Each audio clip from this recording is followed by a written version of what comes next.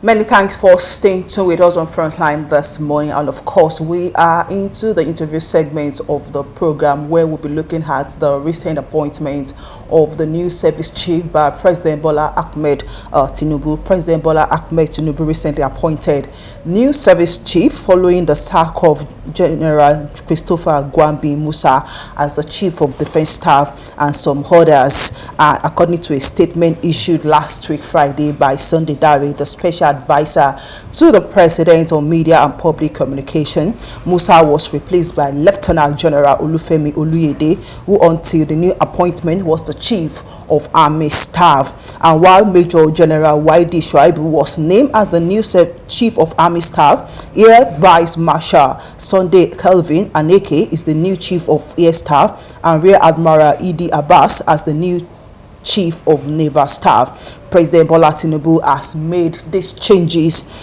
in the hierarchy of the service chief in furtherance to the effort by the federal government of Nigeria to strengthen the national security architecture. So this morning we'll be looking at the appointment of new service chief, the reactions it has generated so far, and some of the development that has also come with it. And joining us to have this conversation this morning is our in-house public affairs analyst, Amda Musibudi, this morning. It's good to have you joining us. Thank you so much for having me. Yeah, let me ask you what your general assessment is of this appointment. Oh, well, I think it's an appointment that is not, that's quite late in coming and expected.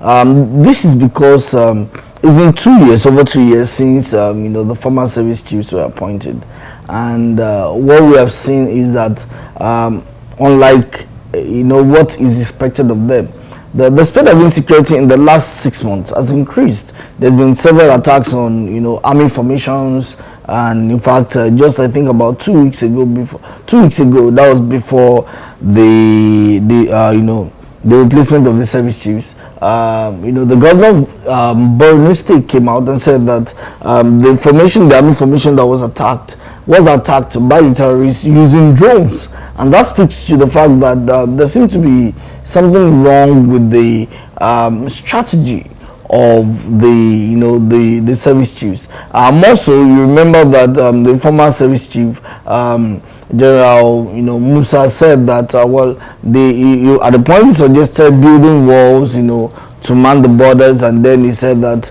in an interview, I think on Al Jazeera or so, he talked about the need for us to look beyond guns and bullets, that war has gone beyond that. But now they have been appointed, and it's expected, because 2027 is around the corner.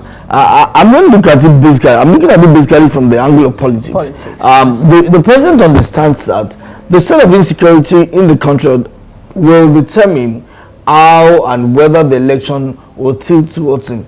In the last 1 year, there's been an outcry from a segment of the north, making it presenting it that the president is lagging behind in protecting the people. And if that is the case, and how very important northern votes are, then it means that there is so much to be done. There's been renewed scale or spate of kidnappings in Kogi. There have been attacks in Kaduna. Yeah. There have been attacks in Borno. There have been attacks in in other places. Banditry attacks also in Katsina and all that. So there is a need to inject a new faces into the system so as to tame, because definitely we know that usually the first 6 months of these service chiefs is where you see a spark, from them. You see them trying to rally the rank and file who are the barricades at the war front, and that always ends results. And hopefully we want to see what these ones are going to be bringing on board. It's also important that we state this. If you look at the appointment, the former CDS as chief of defense staff was General Musa, who is not from the south. Now the new CDS, General Oluyede, is from the south. If you also look at it, Oluyede has had a very, very vibrant career he's been at the forefront in the northeast in the fight against Boko Haram. I think with Lafi Adoli, and even the other mission. So he's someone that understands the terrain. He understands how it should go. Of course, to the chief of air staff too. The COS has also been someone who has been at the forefront of the aerial attacks and aerial surveillance, and support given to the Nigerian army with regard to the attack and, of course, combating banditry and Boko Haram insurgency as a whole. So one expects that we would see something. They will bring something new. What Nigerians are looking for is a reduction in the spate of these criminal activities, and one hopes that is going to happen. More so, if you also look at it, for the first time, we are seeing an appointment of service chiefs that seem to cut across boards. Yeah. So you see that the Southeast, for instance, is taken into consideration. Okay, aside the Southwest, okay, virtually every region is represented at one point in time, and there is a balance. Unlike what we used to have, where maybe two will be from the same region, but that is not the case now. Exactly.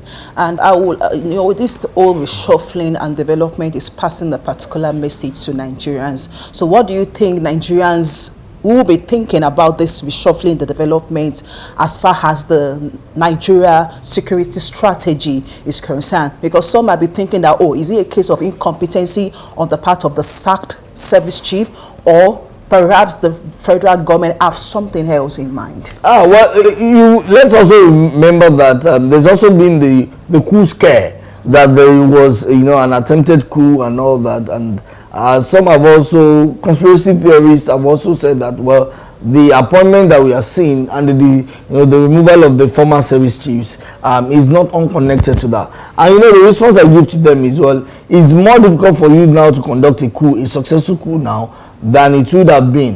In fact, since the movement of the seat of power from Lagos, Dodan Barracks to Aso Rock in Abuja, how many coups have you had?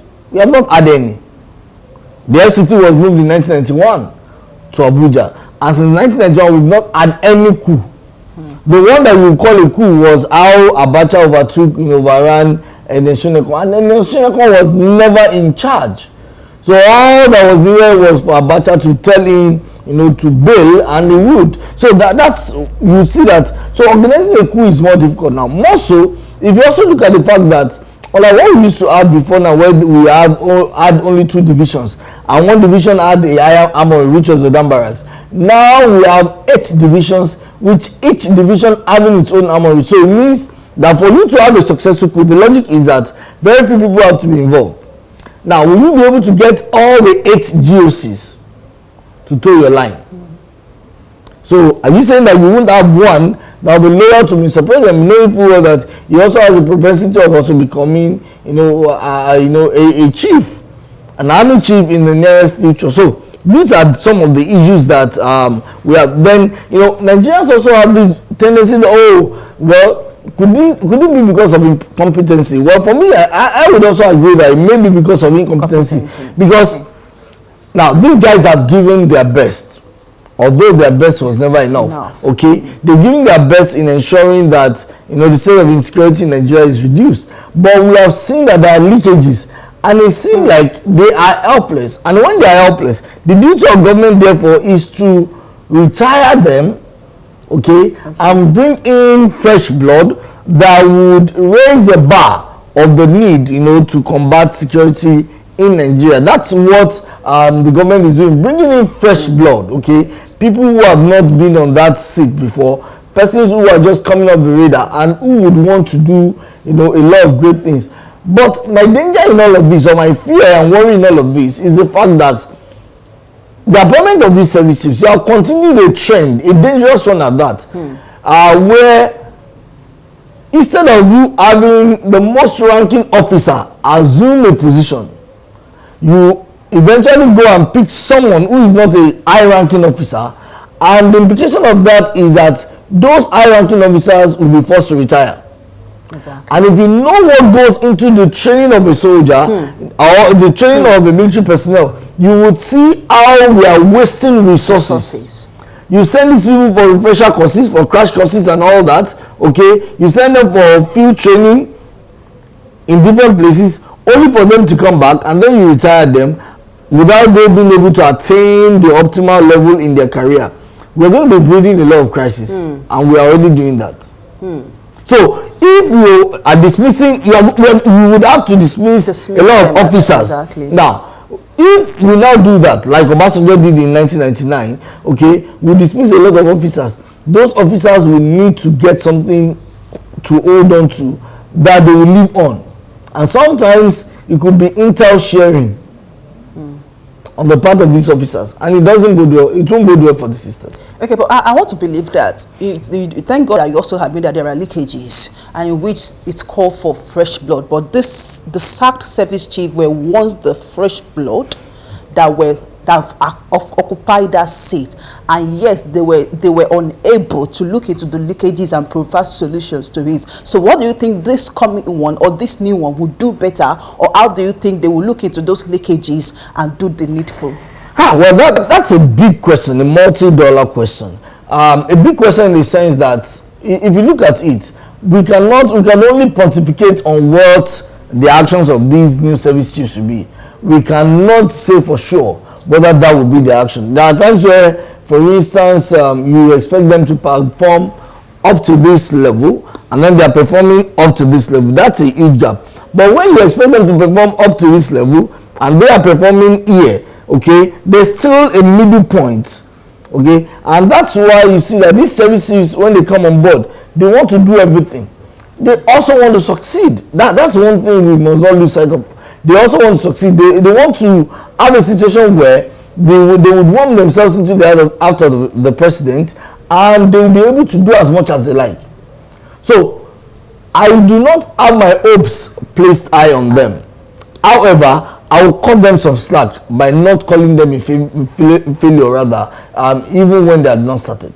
So what strategies or do you think they should employ, particularly with the space of insecurity in the country, and what type of synergy are you expecting from all the service chiefs? Well, I think more importantly, we need to begin to look at the issue of technology adoption. Technology adoption in the sense that there are modern technologies, and I gave an example. If we are 10 in this room, there are lethal air drones that would only target the 2 that the drone intends to target, which means that others may not be hit by a bullet or a stray bullet unless you jump in the way of the one who is the target.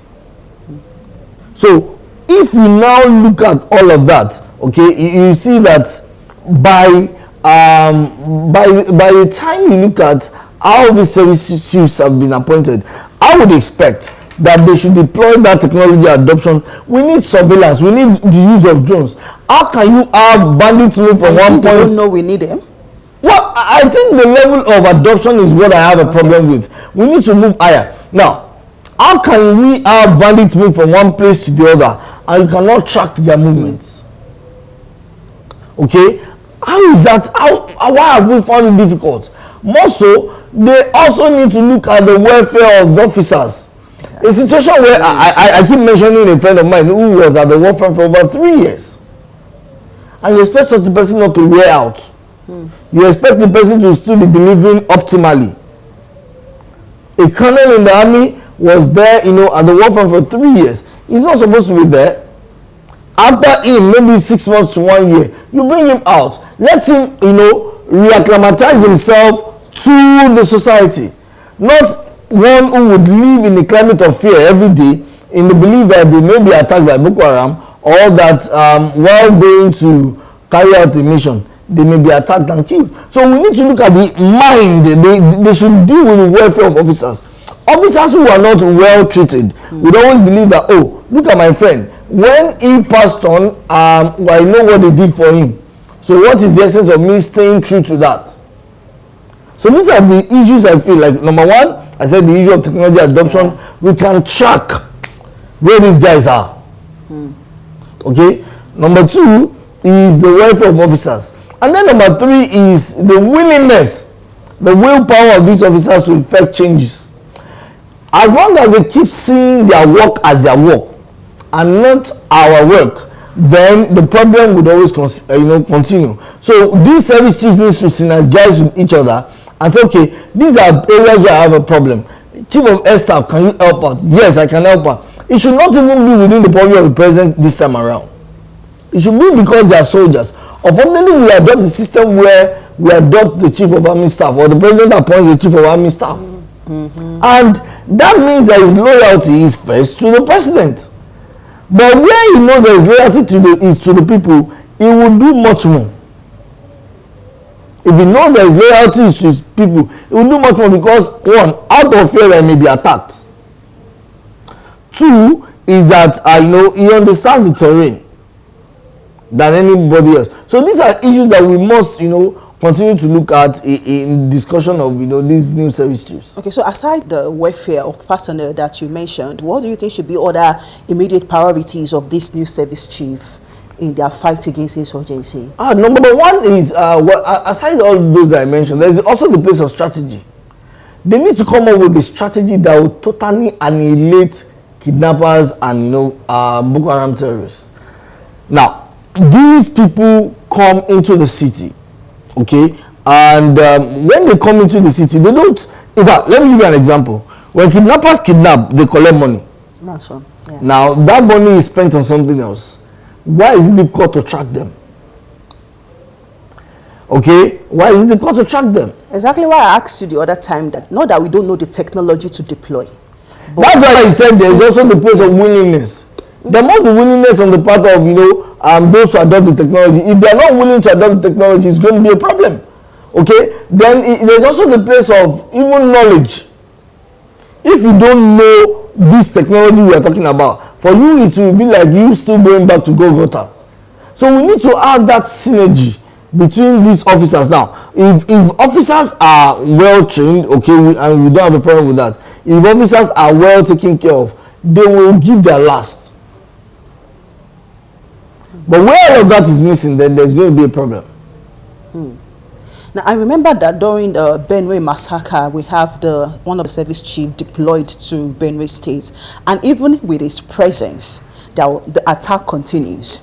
So, are we looking at something different this time around, that we will not have a replica of, even with the heavy presence of security personnel on ground in Benue State, the attack persisted? Unfortunately, we often think that militarization is same as ensuring security, and they are not the same. We can have 100 people, for instance, in this place, and they are well guarded, okay, but this place is still vulnerable because a stranger can come in, mix something in your drink, and that's all. So we must look at those areas of what are those lacunas we have.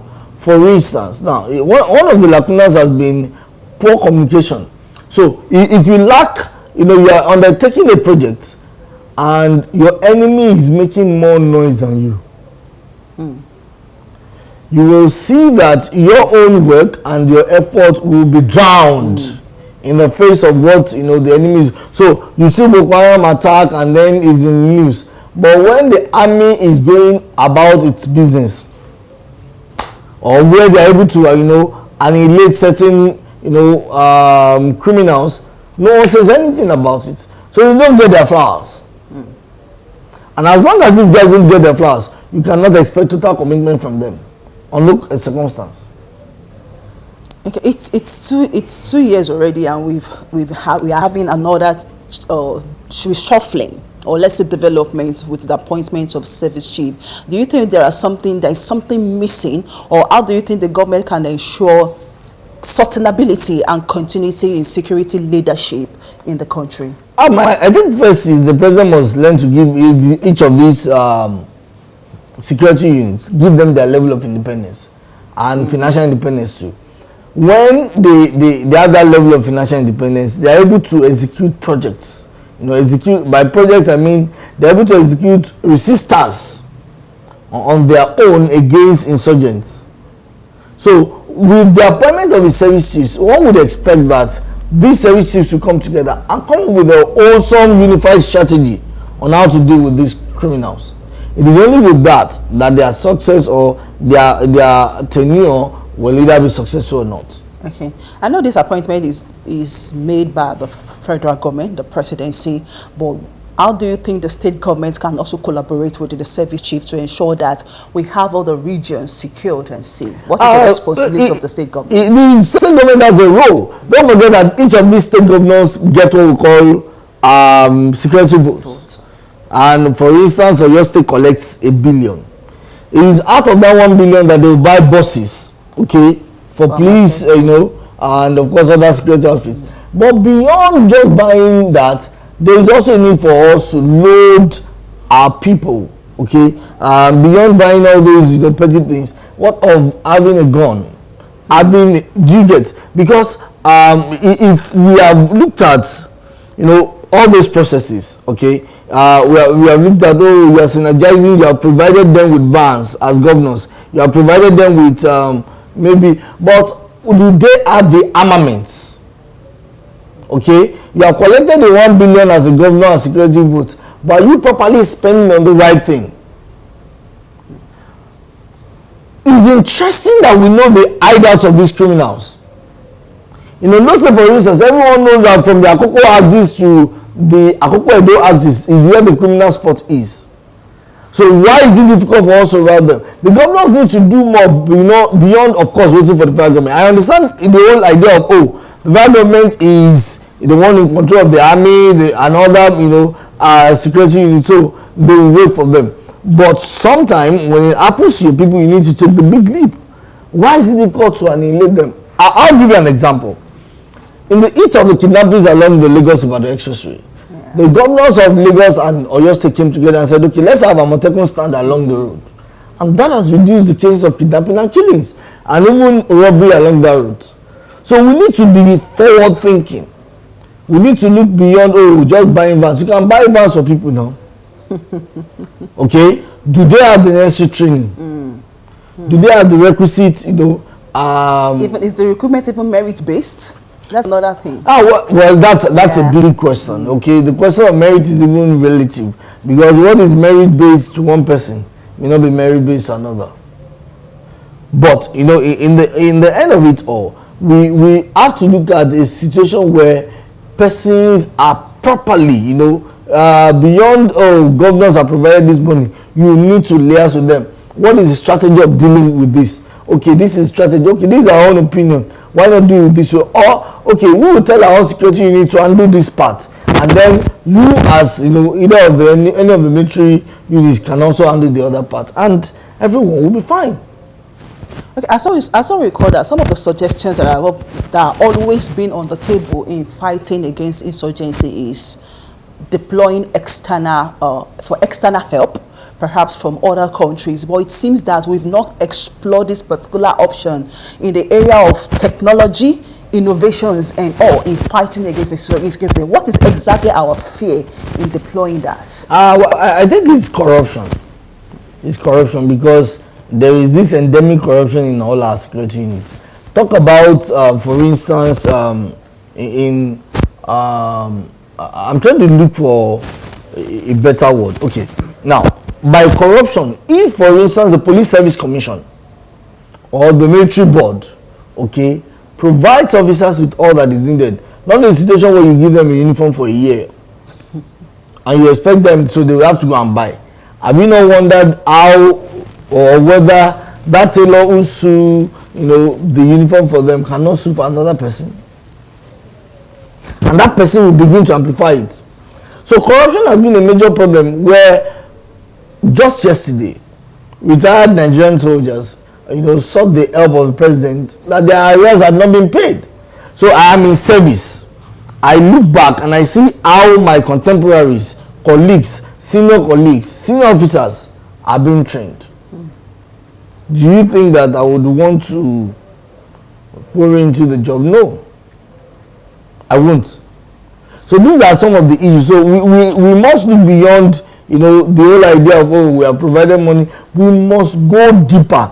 You see, the fight against the fight on security has run deeper. That we cannot stay on the periphery as we have used to.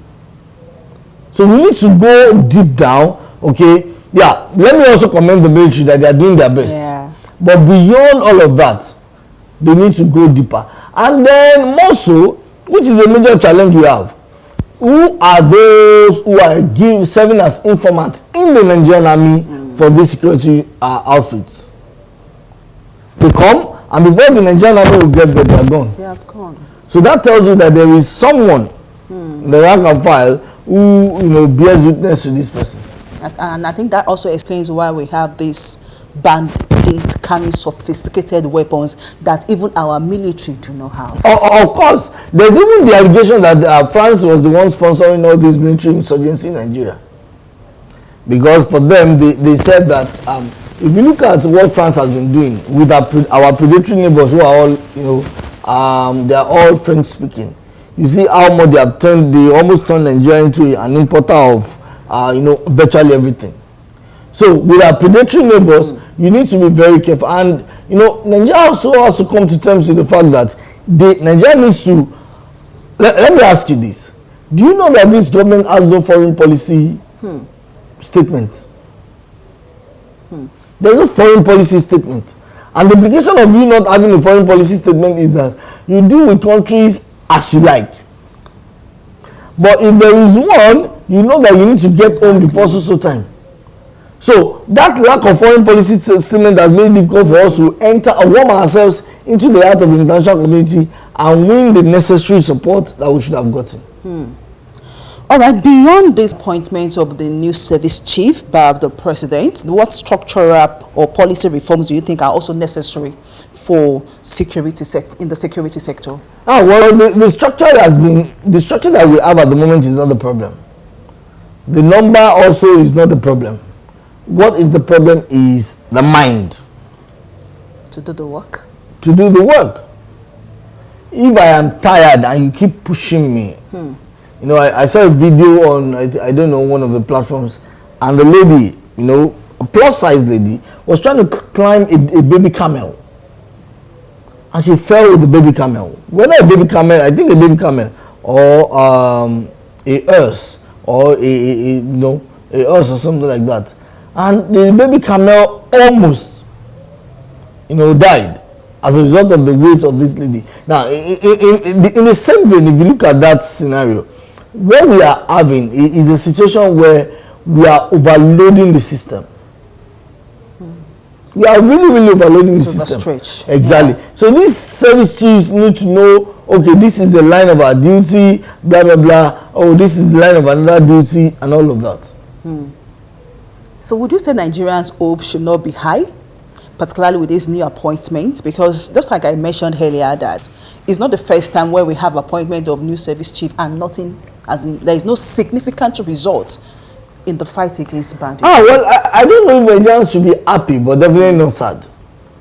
They should be happy because of the ambience, and all that. But they should not be happy because of some of the things, okay, that we see. Some of the things we see. So if in the military, the Nigerians are like, we have new service chiefs, and then we'll see an infusion of. Yeah.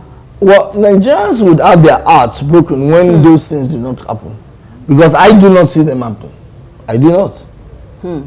So it is possible to have a safe Nigeria, a peaceful Nigeria. So, but with the look of things, the presence of the new service chief and all, I believe that just like I said, that so that their hearts will not be broken at the end of the day. But if exactly we want to achieve a peaceful and a safe Nigeria with this new service chief, what do you think should be done to achieve this realistically? What can be done to achieve a better success with the service chief for me is that, like I said earlier, the place of strategy. You can't take away that.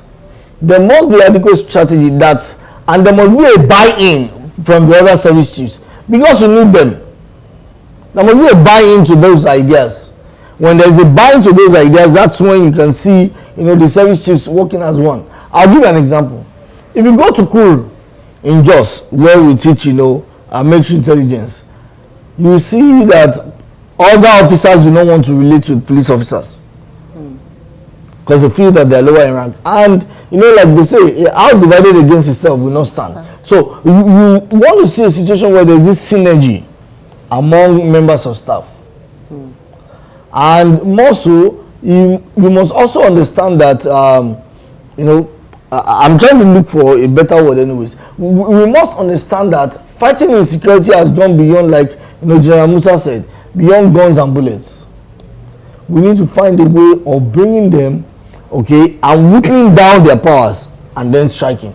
All right, I want to say a big thank you to our guest on the show this morning as we look at the appointment of the new service chief and the expectations of Nigerians from them, particularly in fighting against banditry, kidnapping, and every form of insecurity in the country. We hope that this appointment will bring some kind of relative peace to the country as expected by many Nigerians. Once again, I want to say a big thank you to Amuda Musubudi for your time on the show this morning, and to our viewers at home. Thank you for being part of Frontline this morning. We'll see you again tomorrow by God's grace. To have a wonderful day.